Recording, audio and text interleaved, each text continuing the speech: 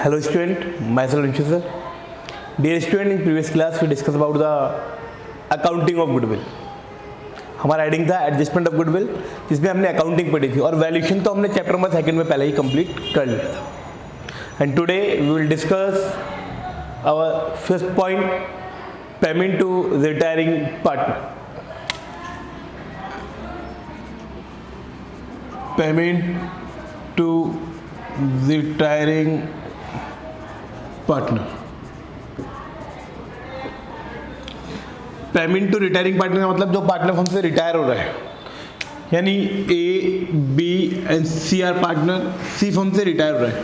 जब सी फर्म से रिटायर होगा तो उसका पेमेंट हिसाब करना पड़ेगा. जिस दिन सी फर्म से रिटायर होगा उसका पूरा कंप्लीट हिसाब किया जाएगा कि कितना उसने कैपिटल लगाया, कितना उसका गुडविल बनता है, कितना उसका इंटरेस्ट बनता है, कितना सैलरी बनता है. कंप्लीट इसका हिसाब किया जाएगा और उसको फिर पेमेंट करेंगे. अब पेमेंट करने के कितने मेथड हैं, कितने तरीके से हम उसको पेमेंट कर सकते हैं, तो उस पर हम डिस्कस करेंगे स्टूडेंट. तो पेमेंट टू रिटायरिंग पार्टनर, उसमें फर्स्ट मेथड हमारा, अब हम डिस्कस करेंगे पेमेंट टू रिटायरिंग पार्टनर के मेथड कितने हैं, कैसे पेमेंट किया जाता है रिटायरिंग पार्टनर को. अब यहाँ पे जो पार्टनर रिटायर हो रहा है, रिटायर कौन हो रहा है, सी, उसको पेमेंट करना है. अब पेमेंट करने के कई तरीके होते हैं. फर्स्ट तरीका जो मेथड है हमारा, payment of full amount in lump sum, यानी एक मुश्त भुगतान विधि, यानी एक साथ पेमेंट कर देंगे. यानी A B and C are partner, C firm से रिटायर हुआ और इसका हिसाब किया, 1 लाख रुपीज़, यानी इसको हमको 1 लाख रुपीज़ का पेमेंट करना है. जब हमें 1 लाख रुपीज़ का पेमेंट करना है तो हमको कौन सी मेथड है, पहला first payment of full amount of in lump sum method, यानी पूरा अमाउंट हम एक साथ पेमेंट कर देंगे. तो इस मेथड के अंदर हम पूरा का पूरा अमाउंट का एक साथ पेमेंट कर देते हैं. उसकी एंट्री क्या होगी वो भी हम डिस्कस करेंगे. क्लियर स्टूडेंट, ये फर्स्ट मेथड है, इसमें पेमेंट लमसम किया जाता है, इसे हम लमसम मेथड भी कहते हैं, लमसम मेथड भी कहते हैं. Clear student. सेकंड है by transferring balance of his capital account to his loan account. A B and C are partner, C firm से रिटायर हुआ, हमने सी का हिसाब किया और हमका हिसाब कितना निकला, पूरा 1 lakh rupees. After all adjustment, सारे एडजस्टमेंट करने के बाद इसका पेमेंट निकला कितना, 1 लाख. अब इसका तरीका क्या है, सेकंड उसको हम कह सकते हैं कि देखिए हमारे पास अभी पेमेंट नहीं है और ये आपका जो पैसा है वो हमारे पास एज ए लोन रहेगा. आज से आप पार्टनर नहीं है, जो आपका 1 लाख रुपीज़ है वो हमारे पास एज ए लोन है. हम उस लोन पे आपको इंटरेस्ट भी देंगे और जब हमारे पास पैसा होगा हम आपको पेमेंट कर देंगे. आफ्टर 1 ईयर, आफ्टर 2 ईयर, जब भी होगा हम आपको पेमेंट कर देंगे. तो इसमें क्या होता है स्टूडेंट, उसके कैपिटल के बैलेंस को, कैपिटल में 1 लाख रुपीज़ था, इस 1 लाख के बैलेंस को हमने कहाँ ट्रांसफर कर दिया, उसके लोन अकाउंट. क्लियर स्टूडेंट, ये सेकंड मेथड है, by transferring balance of his capital account to his loan account. Third point देखा आपको, partly payment in cash. Third में क्या होता है स्टूडेंट, मान लीजिए A B and C, C partner firm से रिटायर हुआ, सी का हिसाब निकला 1 लाख रुपीज़, सी को पेमेंट करना है 1 लाख का. अब सी को पेमेंट करना है 1 लाख रुपीज़ का, तो लेकिन हमारे पास अभी 20,000 रुपीज़ ही है कैश, या 30,000 है, 40,000 है, बाकी रिमेनिंग पेमेंट हमारे पास कैश नहीं है. हमने सी से रिक्वेस्ट किया कि देखिए हमारे पास अभी 40,000 रुपीज़ कैश है, ये ले लीजिए और बाकी जो पेमेंट है वो हम आपको आफ्टर 1 ईयर हम पे कर देंगे विद इंटरेस्ट. तो इसमें क्या होता है स्टूडेंट कि पार्टली पेमेंट इन कैश, यानी कुछ पेमेंट तो हमने कैश कर दिया, and partly bye transferring his loan account, और जो भी अमाउंट हमने आपका पैसा हमारे पास रखा हुआ है उसको हम अपने लोन अकाउंट में ट्रांसफर कर देंगे. यानी आपके नाम से एक लोन अकाउंट क्रिएट होगा और उसके लोन अकाउंट में उस पैसे को ट्रांसफर कर दिया जाएगा, जिससे पर हम आपको कह देंगे उस पर इंटरेस्ट का पेमेंट भी करेंगे. Clear student. उसके बाद हमारा है fourth method, payment in instalment. यानी इस मेथड का यूज हम करते हैं कि हम पहले के लिए करते हैं, देखिए हमारे पास अभी इतना पैसा नहीं है, लेकिन हम आपको प्रॉमिस करते हैं कि जो आपका पेमेंट है 1 लाख रुपीज़, इसका पेमेंट हम आपको 4 इक्वल इंस्टॉलमेंट में कर देंगे. 4 इक्वल इंस्टॉलमेंट में कर देंगे, यानी 4 इंस्टॉलमेंट 25,000 रुपये की, यानी 25,000, 25,000, 25,000 और 25,000 की इंस्टॉलमेंट में हम आपको पेमेंट कर देंगे. आपको साथ में 10% इंटरेस्ट का भी पेमेंट हम कर देंगे. ये सब कंसेप्ट आपको जब हम क्वेश्चन करेंगे तो आपको क्लियर और हो जाएंगे. और लास्ट जो है वो है payment by annuity method.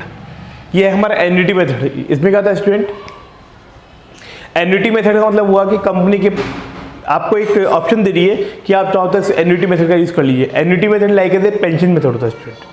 Annuity method जो होता है एक पेंशन मेथड होता है. इसमें क्या होता है कि फर्म द्वारा पहले से ही फिक्स कर दिया जाता है, देखिए आपको हम इतना पेमेंट करेंगे एवरी ईयर, और कब तक करेंगे, लाइफ टाइम, जब तक तुम क्या रहोगे, जिंदा रहोगे. यानी फर्म एक प्रॉमिस करती है टू पार्टनर को क्या, कि हम आपको लाइफ टाइम इतना अमाउंट देंगे, यानी 15,000 रुपीज़ एक अमाउंट कर दिया है 20,000 रुपीज़, हम आपको एवरी ईयर पे करेंगे लाइफ टाइम। अगर लाइफ से पहले डेथ हो जाएगी तो प्रॉफिट फर्म को हो जाएगा और लाइफ हो जाए स्टूडेंट। यानी हमने मान लिया कि 5 ईयर्स, या मान लिया हमने मान लिया 1 लाख रुपीज़ है इसका, और हमने मान लिया कि ये 10 ईयर्स दिएगा। यानी फर्म ने एक एस्टिमेटेड लगाया कि 1 लाख रुपीज़ का 1 लाख रुपीज़ हमारे पास पड़ा हुआ है और ये कितने ईयर्स जिएगा, 10 ईयर्स। यानी 1 लाख 10 ईयर्स तक रहता है तो अप्रॉक्स डबल हो जाएगा, 2 लाख रुपीज़ अपने आप हो जाएगा इंटरेस्ट इंक्लूड कर, ठीक है। तो 10 ईयर्स जिएगा तो 2 लाख रुपीज़ हो गया। 10 ईयर्स अगर रहेगा ये तो एवरी ईयर कितना बनता है 20,000। तो फर्म ने फिक्स कर दिया कि इसको हम एवरी ईयर 20,000 रुपीज़ पे करेंगे। अब देखिए स्टूडेंट, हमने ये 20,000 किस बेस पे फिक्स किया कि 10 ईयर्स जिएगा, यही माना हमने। अगर डेथ पहले हो जाती है, मान लीजिए इन 5th ईयर क्या होगा, इसकी डेथ हो गई, तो अभी 5th ईयर का जो 5 ईयर्स का रिमेनिंग पैसा हमारे पास रखा हुआ है उसका क्या होगा, वो फर्म के जो रिमेनिंग पार्टनर ए और बी आपस में डिस्ट्रीब्यूट कर लेंगे। अगर इसके अगेंस्ट अगर हम बात करें, इसके विपरीत अगर हम बात करें, उसमें क्या होता है कि मान लीजिए 10 ईयर्स पूरे हो गए, 20,000 का पेमेंट हमने कर दिया 10 ईयर्स तक और 2 लाख रुपीज़ कंप्लीट हो चुके हैं। तो उस केस में फर्म को ने प्रॉमिस किया था हम लाइफ टाइम पेमेंट करेंगे। अब फर्म पैसा लाई कहाँ से, फर्म के पास अकाउंट में पैसा क्लोज हो चुका है, एन्युटी में जो पैसा पड़ा था पूरा कंप्लीट हो चुका है। तो उस केस में क्या होगा, फर्म पार्टनर जो है ए और बी, इनको अपनी फर्म से 20,000 निकालना पड़ेगा, उसको पेमेंट करना ही पड़ेगा, क्योंकि इसके अंदर हमने प्रॉमिस किया था हम लाइफ टाइम पेमेंट करेंगे। That is called annuity. Clear student, ये है हमारे 5 मेथड जिसमें हम जो भी कोई पार्टनर रिटायर होगा उसको पेमेंट करेंगे। मेथड होते हैं, फर्स्ट वन है लमसम मेथड, सेकंड है लोन अकाउंट में ट्रांसफर करते हैं इसमें by transferring balance of his capital account to his loan account. इस केस में फर्म के पास कोई भी कैश अमाउंट नहीं होता है तो फर्म क्या करती है, उसको रिक्वेस्ट करती है और पूरा अमाउंट कहाँ डालती है, उसके लोन अकाउंट में। थर्ड था पार्टली इन कैश, यानी कुछ अमाउंट तो हम आपको कैश में पेमेंट कर देंगे और रिमेनिंग जो बचेगा उसके लोन अकाउंट में ट्रांसफर कर देंगे, और जब भी हम उसका पेमेंट करेंगे तो विद इंटरेस्ट आपको पेमेंट कर देंगे। Fourth amount payment in instalment, very important, payment in instalment, यानी आपको 1 लाख का पेमेंट करना है और फर्म ने पहले ही डिसाइड कर दिया कि आपको जो पेमेंट किया जाएगा 4 इक्वल इंस्टॉलमेंट में किया जाएगा। तो 4 इक्वल इंस्टॉलमेंट कितना हो गया, 25, 25, 25 और 25 का ही पेमेंट किया जाएगा। तो उसके हिसाब से विद इंटरेस्ट की रेट क्या होगी वो क्वेश्चन में आपको गिवन होगी, उसके आधार पर हम इस क्वेश्चन को सॉल्व करेंगे। और लास्ट है पेमेंट बाय एन्युटी, यानी इस मेथड में क्या होता है student, as a like a pension, जब तक पार्टनर जिंदा रहेगा, जब तक सी लाइव रहेगा तब तक उसको एक सर्टेन अमाउंट का पेमेंट किया जाएगा। क्लियर स्टूडेंट, ये है हमारे 5 मेथड। अब हम डिस्कस करने वाले हैं फर्स्ट मेथड में, payment of full amount in lump sum method. Clear student, आइए हम डिस्कस करते हैं। आइए स्टूडेंट हम बात करते हैं, डिस्कस करते हैं हम फर्स्ट पॉइंट पे हमारे।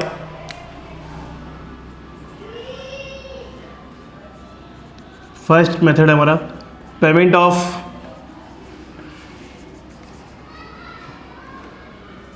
Full amount, payment of full amount in lump sum, यानी कंप्लीट अमाउंट का पेमेंट लंप सम में किया जाएगा। एक साथ हम पूरा पेमेंट करने वाले हैं। Payment in full amount in lump sum, यानी फिक्स कर दिया हमने कि जो पूरा अमाउंट किया जाएगा वो फिक्स एक साथ किया जाएगा।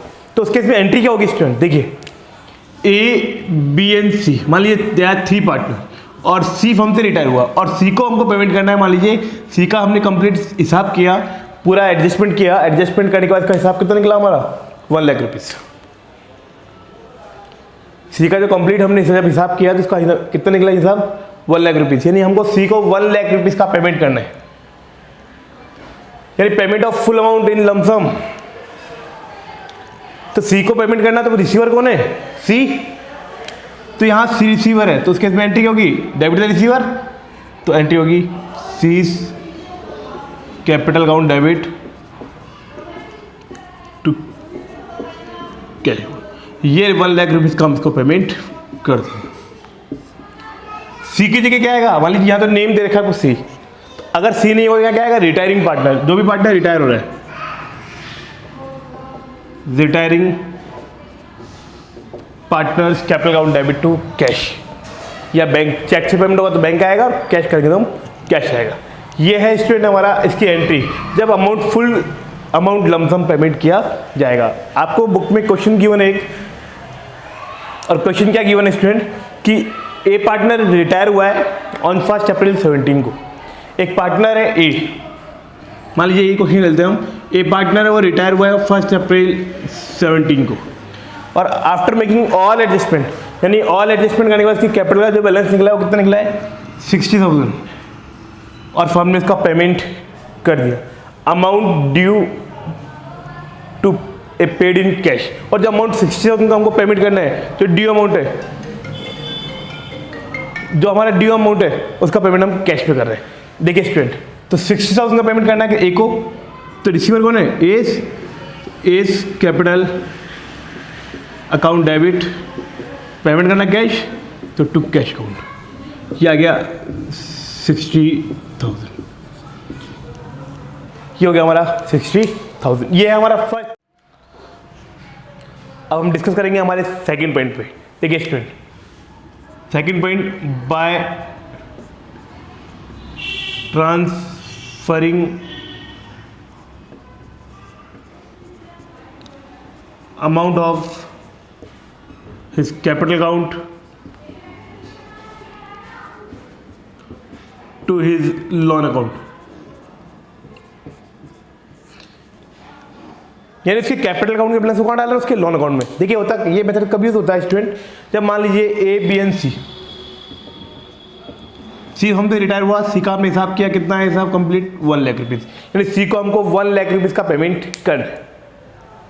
अब हमारे पास पेमेंट नहीं है 1 लाख रुपीज़, लेकिन आज सी रिटायर हो रहा है तो हिसाब तो करना पड़ेगा। तो हमने क्या किया, उससे रिक्वेस्ट की और हमने कहा अभी आप आपका हम पेमेंट नहीं कर पाएंगे, हम आपको 1 ईयर बाद पेमेंट कर देंगे, या आफ्टर 6 मंथ बाद हम आपको पेमेंट कर देंगे। तो उस कंडीशन में क्या होता है स्टूडेंट कि 1 लाख का जो पेमेंट है, आज से सी पार्टनर है नहीं, तो इसकी कैपिटल अकाउंट को कहाँ डालते हैं, उसके लोन अकाउंट में। तो एंट्री क्या होती है, देखिए स्टूडेंट, अभी हम इसको बोलेंगे रिटायरिंग पार्टनर, तो यहाँ क्या होगा, रिटायरिंग पार्टनर,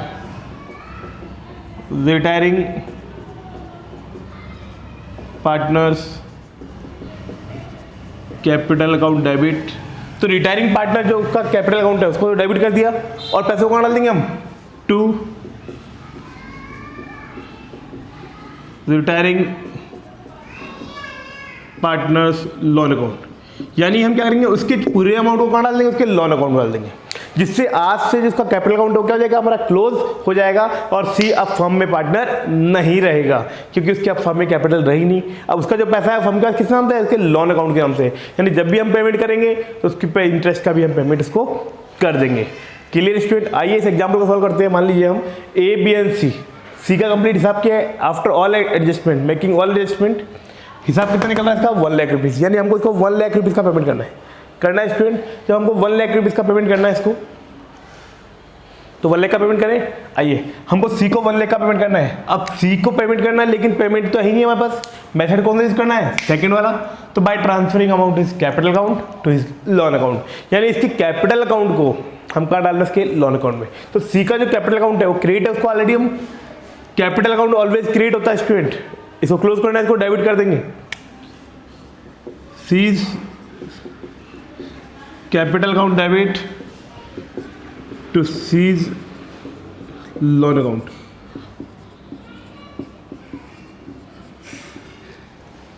ये हुआ स्टूडेंट हमारा सेकंड मेथड कंप्लीट।